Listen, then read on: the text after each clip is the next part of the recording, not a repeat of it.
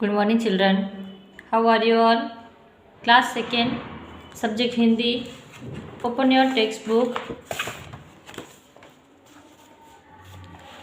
Page number 34. Page number 34. पाठ 9 परोपकार. आज हम पढ़ेंगे पाठ 9 परोपकार. इस चैप्टर के अंदर एक साधु के जीवन की कहानी बताई है, किस तरह साधु एक परोपकारी होता है. सच्चे साधु परोपकारी होते हैं. परोपकारी मीन्स क्या होता है कि दूसरों की भलाई करने वाला हमेशा परोपकारी कहलाता है. वे अपने सुख दुख की परवाह नहीं करते. जो एक सच्चे साधु होते हैं वह कभी भी अपने सुख दुख की परवाह नहीं करते हैं. एक जंगल में छोटी सी झोपड़ी थी. एक जंगल में क्या थी? एक छोटी सी झोपड़ी. उसमें उस साधु रहता था. उसमें एक साधु रहता था. उसमें एक आदमी के सोने के लायक स्थान था.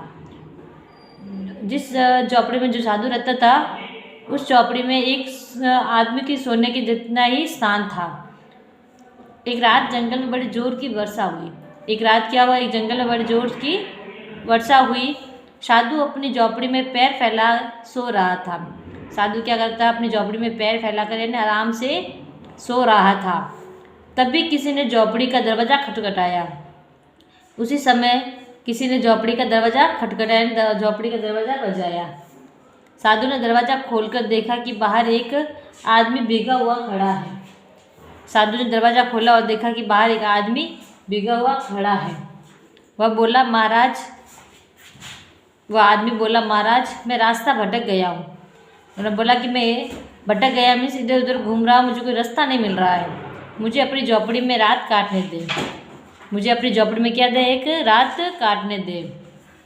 साधु ने कहा, आप अंदर आइए. साधु ने उन्हें आदर सम्मान के साथ अंदर बुलाया. पर इस कुटिया में एक व्यक्ति के लेटने का स्थान है. साधु ने बताया कि इस कुटिया के अंदर एक व्यक्ति के लेटने का ही स्थान है. इसमें हम दोनों बैठ सकते हैं. बोला कि हम दोनों क्या कर सकते हैं? सो तो नहीं पाएंगे पर बैठ सकते हैं. आओ हम लोग आज की रात बैठकर ही काट देते हैं. साधु ने बड़ी विनम्रता के साथ बोला कि हम दोनों बैठकर ही रात गुजार देते हैं. अभी कुछ समय ही बीता था कि फिर किसी ने फिर दरवाज़ा खटखटाया.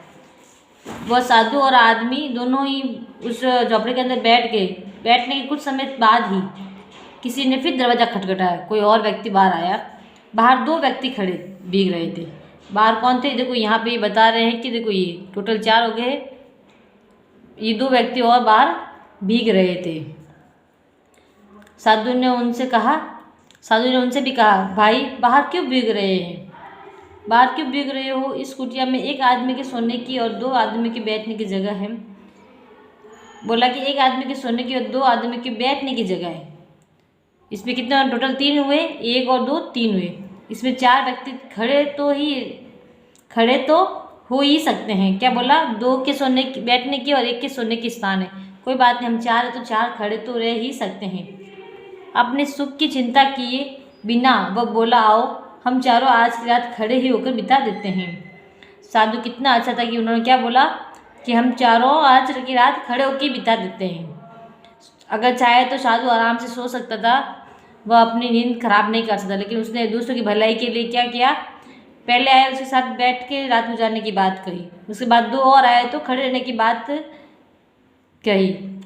कहते हैं कि सच्चा साधु हमेशा परोपकारी रहता है. वह दूसरों की भलाई करते हैं. शिक्षा ये मिलती है, इस कहानी से हमें ये शिक्षा मिलती है कि दुख के समय हमें दूसरों की सहायता करनी चाहिए. हमें क्या करना चाहिए? दुख के समय हमेशा दूसरों की सहायता करनी चाहिए. ओके चिल्ड्रन, समझ में आया चैप्टर? आगे शब्दार्थ और क्वेश्चन आंसर हम आगे की क्लास में पढ़ेंगे. Okay, thank you.